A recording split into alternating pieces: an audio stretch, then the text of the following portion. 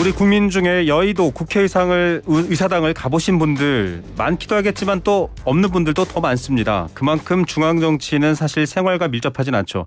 하지만 도청, 시청, 교육청, 학교들 많이 가보셨을 겁니다. 피부에 와닿는 자치 민주주의를 실현하는 날 바로 지방선거죠. 그런데 이 지방선거는 정권 교체기와 맞물려서 굉장히 민감하고 관심이 높습니다. 6.1 지방선거 한 달 조금 남았는데요. 서울시 교육감도 이번 6.1 지방선거에서 선거를 통해 뽑게 되는 자리입니다. 현 조희연 교육감 3선에 도전한다고 했는데요. 저희가 줌으로 연결해서 모시도록 하겠습니다. 지금 YTN 라디오 유튜브 채널을 통해 보시는 분들은 조희연 교육감의 얼굴도 볼 수 있습니다. 교육감님 안녕하십니까? 예, 안녕하세요. 초대해 주셔서 고맙습니다. 네, 3선 출마를 하시는 거예요. 사실은 출마 하나 마나 관전평은 많았는데 공식화하면서 그 이유도 있으실 것 같아요. 예. 지난번에 기자간담회를 하면서 3선 출마 의지 표명은 했습니다. 근데 이제 아직 뭐 출마 선언까지는 하지는 않은 상태입니다. 아마 다음 주 이제 그렇게 되지 않을까 싶습니다. 네. 자, 출마 선언할 때 어떤 뭐 핵심 메시지 같은 것들 준비하고 계시는 대략적인 방향이 있다면 말씀 부탁드립니다.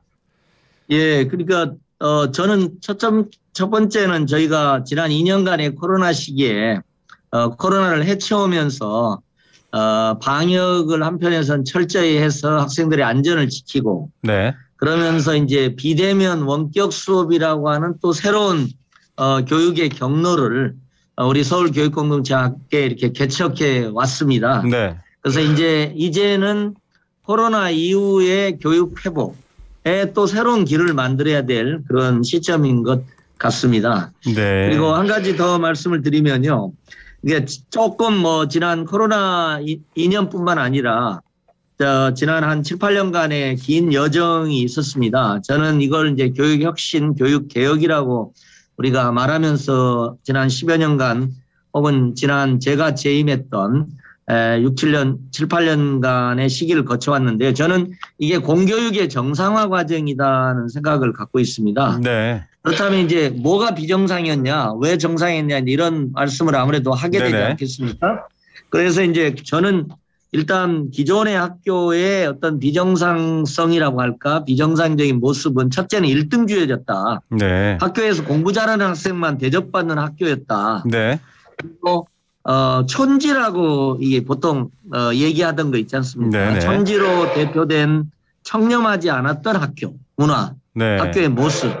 그리고 좀 일정하게 권위주의적인 학교 문화가 있었습니다. 그래서 요걸 1등주의를 넘는 한 사람 한 사람의 학생이 존중받는 그런 교실, 그리고 청렴이 일상이 되는 학교, 그리고 민주적인 학교 문화 이런 것들을 이렇게 정상화의 방향으로 끌어왔다.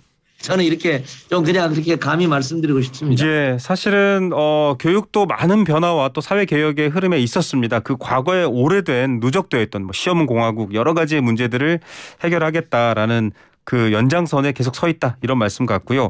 자, 그렇습니다. 정부가 바뀌었습니다. 지금 윤석열 정부와 여러 교육 공약 또 김인철 교육부 장관 후보자 사실은 좀 서울시 교육감은 우리나라 또 교육에서 굉장히 많은 역할을 차지하고 있는 자리인데 충돌도 예상된다라는 전망이 나와요. 특히 자사고 외고 유지하겠다. 좀 엘리트 교육 유지하겠다 이런 입장하고 굉장히 충돌할 것 같습니다. 어떻게 보십니까? 그렇습니다. 예, 제가 지난 7, 8년 동안 자사고의 일반고 전환, 그래서 우리 학생들이 고등학교 수준에서 이렇게 뭐 특목고, 외고, 자사고, 일반고로 이어지는 서열화된 고등학교 교육이 서열화된 것을 제가 극복하자는 취지에서 자사고의 일반고 전환을 제가 주도적으로 이렇게 해왔고 뭐 어떤 의미에서 이제 저의 그 어떤 주요 정책이 되어 있는데요.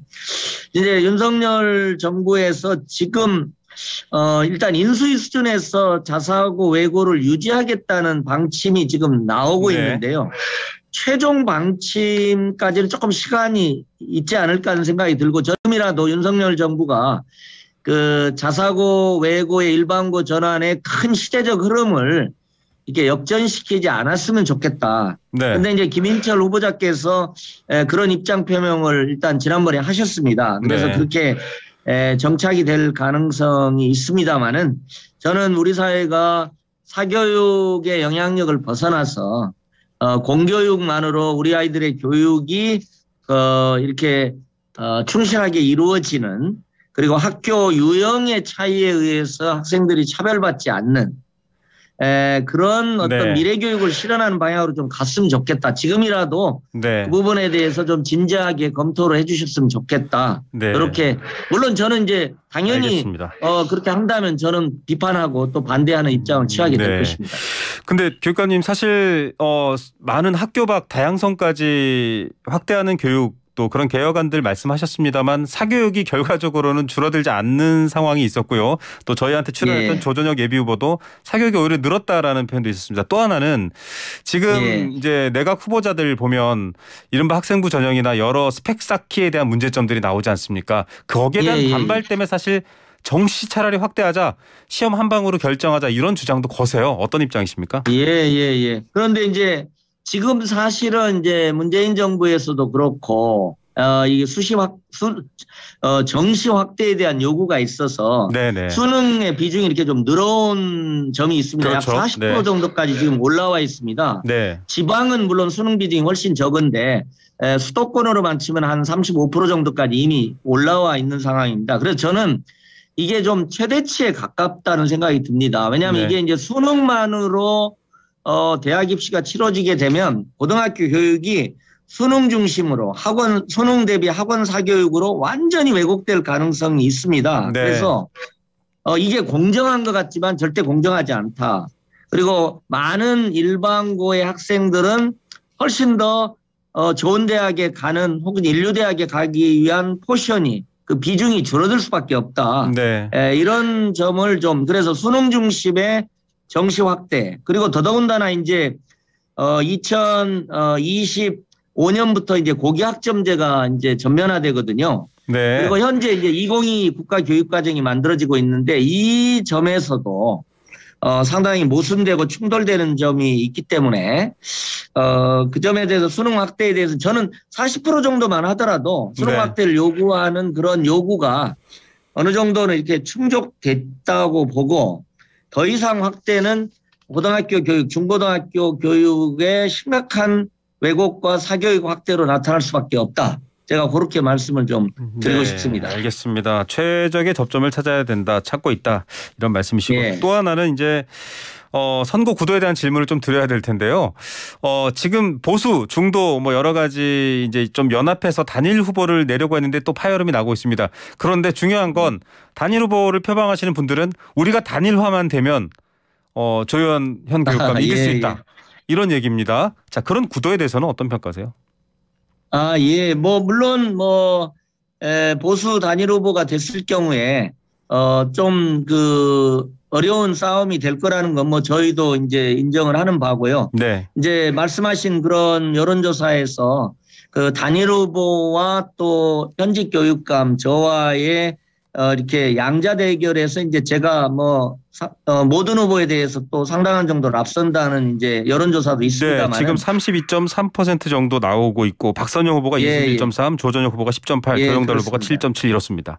그렇습니다. 저는 오히려 제가 이제 여러 후보님들이 출마 의견을 할 때 제가 그 언론에 난 거라든가 이런 걸 눈여겨보고 있습니다. 그래서 저희가 혹시 부족한 점은 없는지 배울 점은 없는지 제가 그런 부분들은 제가 눈여겨보고 저도 좀 보완할 점 왜냐하면 저희가 지난 7, 8년 동안 재직해 왔습니다만은 저희가 또 부족한 점이 있을 수 있으니까 기타 없는 또 비판을 아마 상대 후보는 하실 테니까 제가 경청하면서 보완할 지점들을 또 찾아가는 그런 노력을 지금 하려고 생각을 하고 있습니다. 네, 알겠습니다.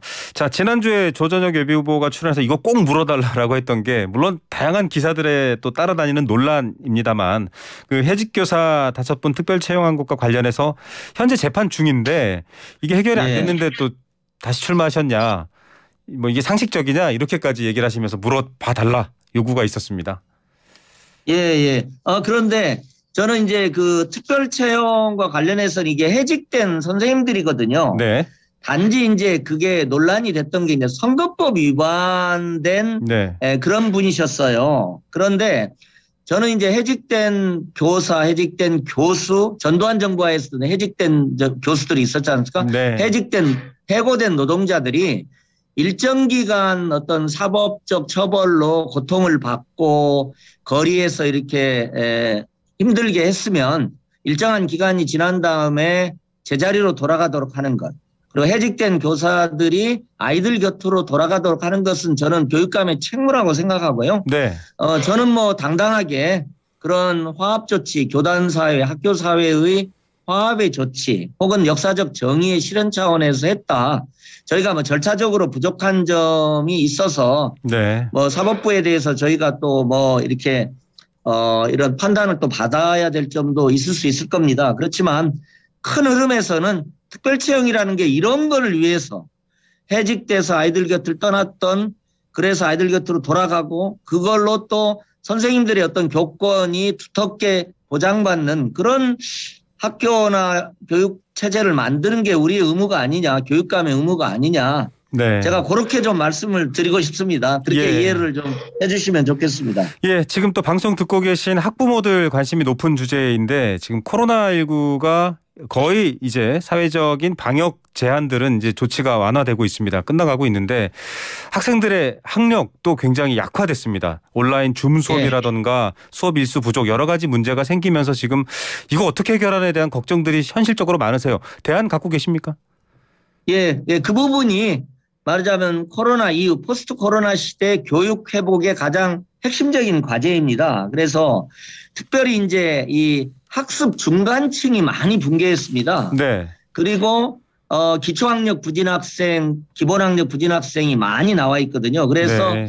기초학력이 부진 학생이나 또 학습 결손 있는 학생들은 그 자체로 보완을 하고요. 네. 저희가 다양한 정책들, 선생님들도 최근에는 나서서 직접 학생들의 그런 학습 결손을 보충해 주시는 키다리쌤 같은 정책도 네. 선생님이 키다리쌤이 되어주는 네네. 그리고 저는 학습 중간층의 복원이라는 게 대단히 중요한 부분 같아요. 네, 이게 교육도 학습 양극화가 지금 초래되고 있습니다. 그래서 네. 저희들도 이 점을 꽤 심각하게 보고 있고요. 네. 모든 교육청의 정책 역량을 예산을 이제 그런 방향으로 이렇게 투자를 하고 있다. 이렇게 말씀드리고 싶습니다. 예. 자, 끝으로 이제 김인철 교육부 장관 후보자 인사청문회가 남아 있습니다. 뭐 교육부 장관으로 역임을 하실지 아직 정확하게 예측되지 않은 상황인데 여러 가지 불통이라든지 의혹 논란들도 많아요. 현 교육감으로서 어떻게 평가하고 어떤 우려가 있으신가요?